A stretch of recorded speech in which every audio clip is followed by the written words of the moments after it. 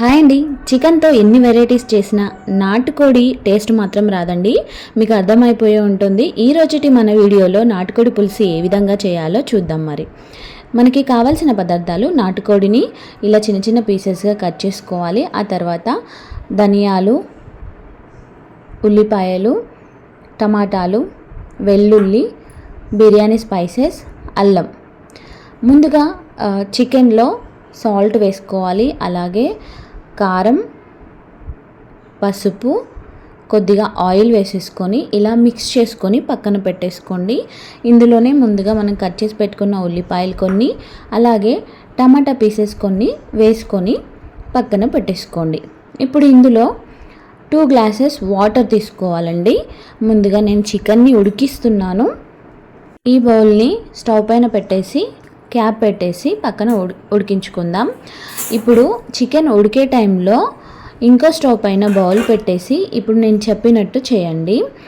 Stove పైన bowl పెట్టేసి bowl వేడెక్కాక ఇందులో ధనియాలు, అలాగే బిర్యానీ స్పైసెస్ కొన్ని వేసుకొని వేయించుకోవాలి. ధనియాలు, బిర్యానీ స్పైసెస్ వేయించుకున్న తర్వాత వీటిని మనం జార్లోకి తీసుకుందాం, లేదంటే ఒక బౌల్లోకి తీసుకోండి.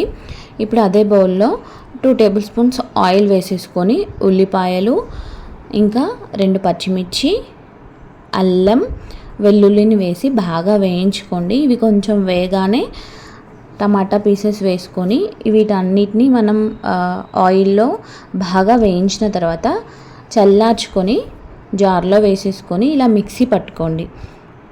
ఇప్పుడు మనం చికెన్ అయిందో లేదో ముందుగా చూద్దాం, ఉడికిందా లేదా అని. సో ఇప్పుడు ఇది చల్లారిపోయిందండి. దీన్ని జార్లోకి తీసుకొని ఇప్పుడు మనం మిక్సీ చేసేసుకుందాం.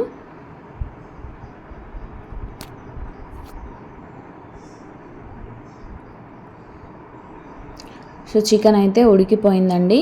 సో స్టవ్ ఆఫ్ చేసేస్తున్నాను.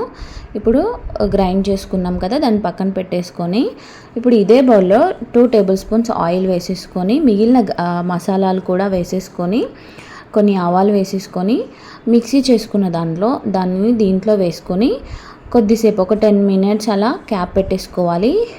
అది బాగా ఉడికిపోతుంది. ఇలా ఉడికిన తర్వాత మనం ఉడకపెట్టుకున్న చికెన్ని ఇందులో వేసేసుకోండి. సో వాటర్తో సహా వేసేసుకోండి. ఇప్పుడు ఒకసారి కలియబెట్టుకోండి. సో మీకు మనకి నాటుకోడిలో పులుసు మాత్రమే చాలా ఇంపార్టెంట్ అండి. ఎందుకంటే పీసెస్ కన్నీ బోన్స్ ఎక్కువగా ఉంటాయి. సో అందుకే సూప్ ఎక్కువగా పెడుతూ ఉంటారు. మీకు చిక్కగా కావాలంటే చిక్కగా పెట్టుకోండి, లేదంటే ఎక్కువ సూప్ పెట్టేసుకోండి. సో ఇందులో మనము మనకి ఉప్పు, కారం వేసేసుకొని బాగా మసిలే వరకు ఉంచుకోవాలన్నమాట. సో ఆ తర్వాత కొద్దిగా పుదీనా, కొద్దిగా కొత్తిమీర వేసేసుకొని ఇప్పుడు మూత పెట్టేసుకోండి. ఒక 10 మినిట్స్ ఇలా చికెన్ని ఉడకనివ్వాలి. సో నాటుకోడి పులుసు రెడీ అయిపోయిందండి. ఇప్పుడు దింపే ముందు కొంచెం గరం మసాలా, వేయించిన ధనియాల పౌడర్ని వేసుకోండి.